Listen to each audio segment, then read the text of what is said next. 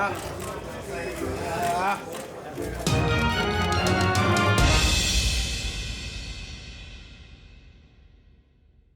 of Fame trainer Nacho Beristain is picking Canelo Alvarez to beat Kovalev and explains why. What up, Fight World? It's your boy Ego, and I'm back with some more boxing. Make sure you smash the like button. Also, subscribe to the channel for the latest and greatest in boxing if you want to become part of the gang, notification gang. Please hit the bell icon. Shout out to the super chats, channel donations, the Venmo donations, and the Patreon family. We working. Also, sign up for ESPN Plus. There's some UFC fights coming on. Waterson's coming up. I am an affiliate. Link in the description of all my videos. It helps the channel when you use that ESPN link. Now, Juan Manuel Marquez, his Hall of Fame trainer, Nacho Beristain, is backing fellow countryman out of Mexico, Canelo Alvarez, to move up, and not only move up, but to also beat Sergey Kovalev. This is what Nacho Beristain had to say to ESPN Deportes. He says, Canelo Alvarez and his team have worked well. Canelo throws combinations and boxes well because that is what he needs to do for the opponents he's facing. I think Canelo beats Gennady Golovkin. I think he could even achieve a technical knockout because he is young and strong. As with the Sergey Kovalev fight, to beat Canelo, you need speed and technique, and Kovalev has neither one nor the other. Kovalev is a strong fighter, but Canelo is going to take away all of his punches, and I don't doubt that he can even knock him out. And if he doesn't knock him out, he will put a beating on him. Now, this is literally new media. This is exactly what I told you guys. There's a lot of people. I told you, first of all, use the link in the description. Buy the ESPN pay-per-view, ESPN Plus pay-per-view. The fight with Nate Diaz and Jorge Masvidal, this is precisely why I told you I'm a boxing head above UFC most every time. But I'm more intrigued with Nate Diaz versus Jorge Masvidal because I really do not know what's going to happen. So I'm more intrigued by that. Canelo versus Kovalev is cool.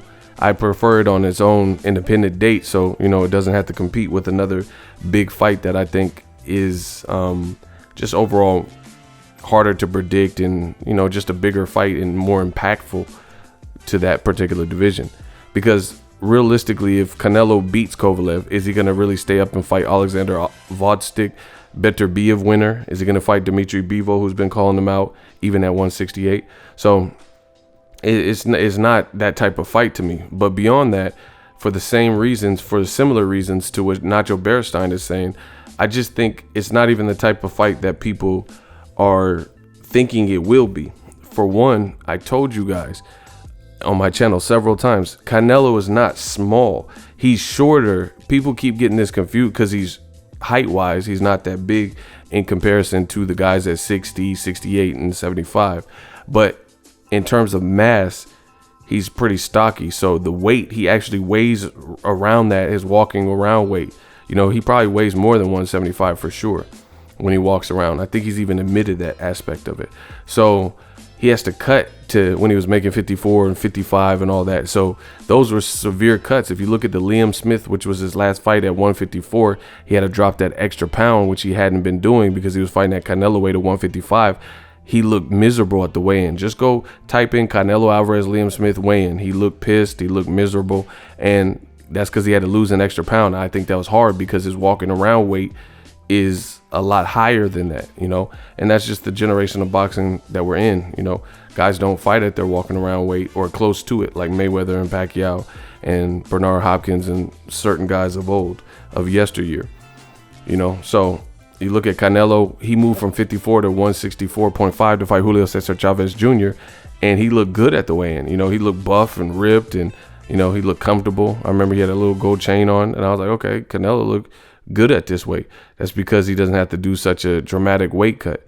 So I think the weight is going to be fine for Canelo, despite him moving up, because he's already fought at 68. He's already fought at 164.5. So technically that's two super middleweight fights, right? His walking around weight is more. But beyond that, him as the shorter guy, the better defense guy, and the faster guy. Canelo doesn't really have fast feet, but he has fast upper body movement and fast hands. That's going to give Kovalev, who has Eastern European style, technical, good boxer, it's going to give him all sorts of problems. Now, this is not, to stereotype like every single time, but oftentimes if you put a Terrence Crawford in there with the Victor Postol, see Victor Postol versus Matisse, he looked good.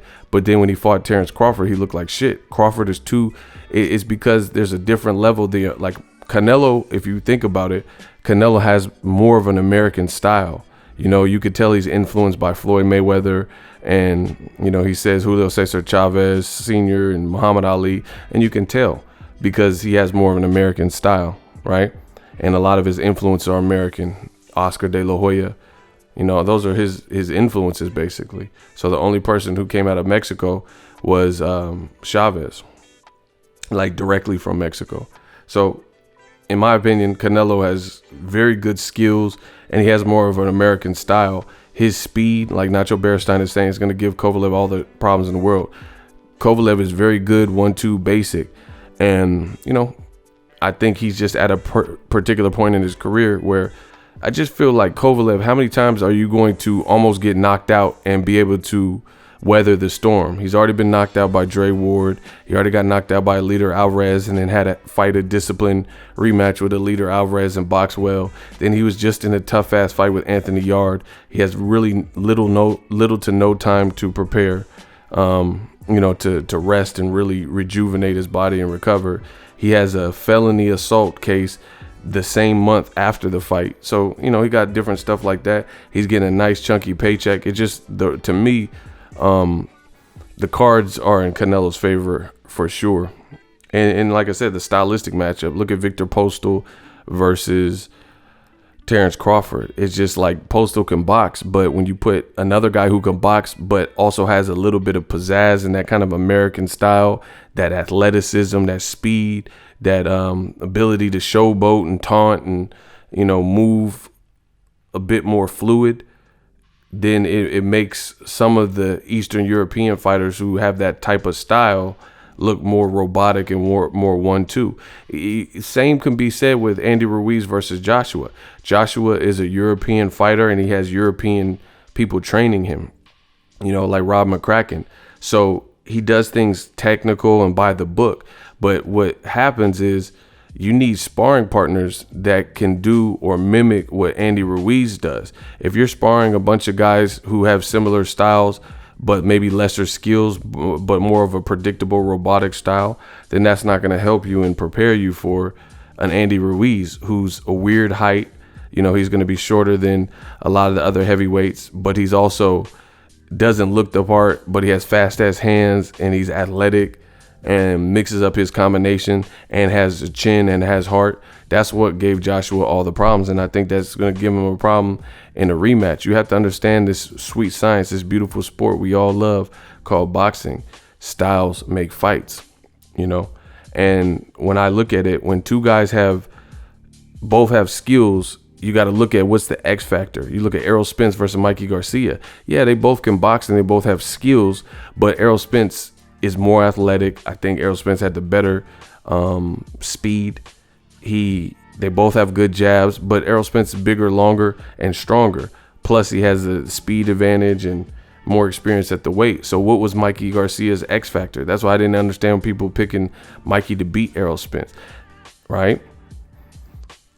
So that's what you got to look at. You got to look at the style matchup. And I could do this all day with like just various matchups. It's all about the style matchup. And I think Kovalev, what's his X factor? Yeah, like his best chance is to set an early tone and then offset Canelo with the jab and frustrate Canelo and never let Canelo get into the fight, something like that, or just cold cock Canelo and catch him with some type of light heavyweight power and Canelo doesn't take it well and he never really recovers, something like that. But skill for skill, I don't really see outside of those scenarios for Kovalev. I don't see him being in the position of a prime and having the things to combat. If Canelo gets on the inside, he's going to chop Canelo or Kovalev up, period. If Canelo gets on the inside, Kovalev's not built for that inside work. He doesn't know what to do. He's not strong. He's not used to someone bullying him. He doesn't like to be, bullies don't like to be bullied. He don't like someone on the inside smothering him, making a dog fight. Dre Ward already gave you the blueprint. He already showed you that. Canelo is a great puncher and has great punch selection and variety, and his hands are too fast. So Kovalev, if he gets hit with uppercuts and body shots and counters, he's going to be in retreat mode and not know what to do. He doesn't clinch good, and he's not going to know what to do. So I think Canelo can really try to get on the inside and stay there. And it's going to be probably a shorter night than people think if Canelo is able to use that upper body movement, get in on the inside, and you're going to see Kovalev uncomfortable. You know, so that's what I kind of look at with predictions, just to give you a little bit of insight. It's like Juan Manuel Marquez versus Floyd Mayweather. That was an easy fight for me to predict Floyd, because Marquez, he's one of my favorite, but he don't have no X factor over Floyd. He's smaller, shorter reach, and he's not faster than Mayweather. He doesn't have better processing speeds than Mayweather. He doesn't have better footwork. So what was his X factor? You know, so speaking of Juan Manuel Marquez, I agree with Marquez's trainer in Ignacio Beristain. I just see Canelo winning. So we'll see if I'm right or wrong, but that's my theory on Canelo Kovalev. I just feel like Kovalev just went through a war and kind of held him back in his last fight. There's only so much. Canelo should be nice and rested. He's faster. And Nacho Beristain said Kovalev don't have the right technique or speed. And those are the things that I told you give Canelo problems. Look at Erislandy Lara. Fleet feet. He's able to move around and navigate and make Canelo work for it and chase and try to cut off the ring. Floyd Mayweather, look at how quick he is and reflexes, these different types of things. Kovalev is not quick. He's more of a, he's going to be a sitting duck, people. You know, unless he can keep Canelo at the end of his jab for 12 rounds or just hurt him real bad, like I said. That's my theory. Let me know what you guys think. If you like what I'm doing, smash the like button. As always, hate, comment, and subscribe. Till next video is Ego signing off. So if you enjoyed this video and want more content like this on the channel, you can show your appreciation by going to the PayPal donate button or the YouTube support button, and you can donate any amount that you feel is equivalent to the value of this video. Much more to come. Thank you guys for your support. Boxing Ego, the future of boxing.